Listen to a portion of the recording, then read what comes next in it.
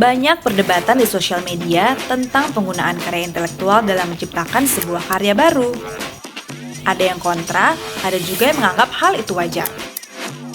Dari sini, kita melihat bahwa ternyata masih banyak orang yang belum sadar akan pentingnya menghormati sebuah kekayaan intelektual. Tapi, apa sih sebenarnya kekayaan intelektual itu?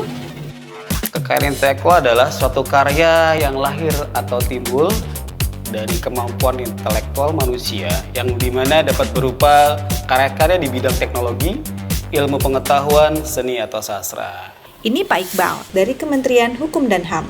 Semua hal mengenai kekayaan intelektual adalah bagian dari kementerian ini. Hak kekayaan intelektual adalah suatu bentuk perlindungan terhadap karya-karya yang dihasilkan tadi, di mana jenis-jenis kekayaan intelektual itu sendiri terdiri dari dua, yaitu pertama hak cipta, yang kedua hak kekayaan yang terkait dengan industri.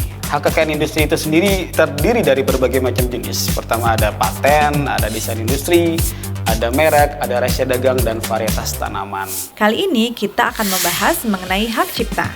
Hak cipta adalah suatu hak yang timbul secara otomatis atas suatu ciptaan berupa karya di bidang seni atau sastra atau bahkan ilmu pengetahuan yang diwujudkan dalam bentuk nyata. Yang dimaksud dengan wujud nyata adalah ketika kita sudah mentransformasikan ide menjadi sebuah lagu, film, buku, puisi, dan sebagainya.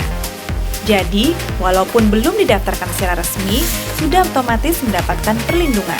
Selanjutnya adalah apa sih hak yang dimiliki oleh seorang pencipta? Kita sebagai pencipta itu mempunyai dua hak. Pertama hak moral dan hak ekonomi. Hak moral adalah hak yang dimana kita diakui sebagai penciptanya, dan kedua adalah hak dimana kita bisa menggunakan ciptaan kita tersebut untuk mendapatkan keuntungan secara ekonomis.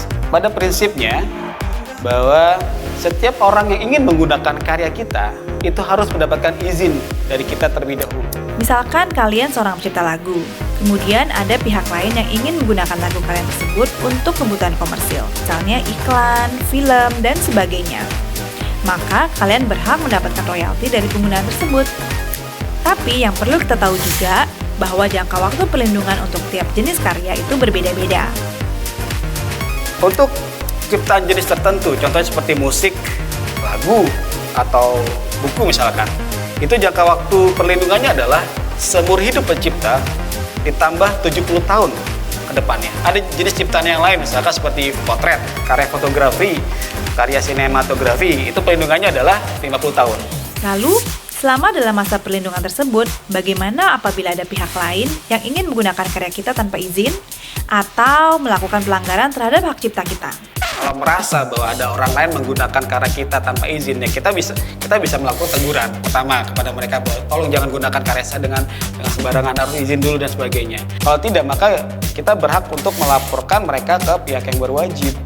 Namun ada mekanisme lain nih. Jadi apabila teman-teman di sini menemukan karyanya di upload di media sosial tertentu, karya fotografi misalkan, nah kalian merasa bahwa orang itu masa foto tanpa izin, maka kita bisa meminta atau mengajukan permohonan penutupan hak akses atas konten tersebut. Sebagai seorang kreatif, kita juga perlu melakukan langkah-langkah untuk melindungi karya cipta kita sendiri. Coba yuk kita tanya teman-teman kreatif kita, bagaimana sih mereka melindungi karya mereka? Saya akhirnya mengumpulkan semua data yang saya punya.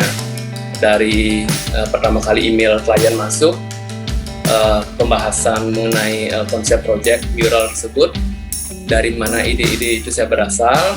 Karya digital itu lebih mudah mengetahui bagaimana kepemilikan karya itu karena ada jejak digital di situ. Secara elektronik kita bisa melihat kapan karya itu dibuat, bagaimana sejarahnya. Kalau karya dibuat di Photoshop ada layers-layersnya di situ. Salah satu trik kita tuh pada saat kita pameran di showroom kita itu bukan cuma hasil akhir toh, tapi juga proses pembuatan. Jadi begitu ada yang claiming karya itu, kita bisa klaim balik gitu loh. Ini prosesnya tanggal sekian. Makanya kita agak rajin posting di sosial media karena buat timestamp-nya itu, buat bukti.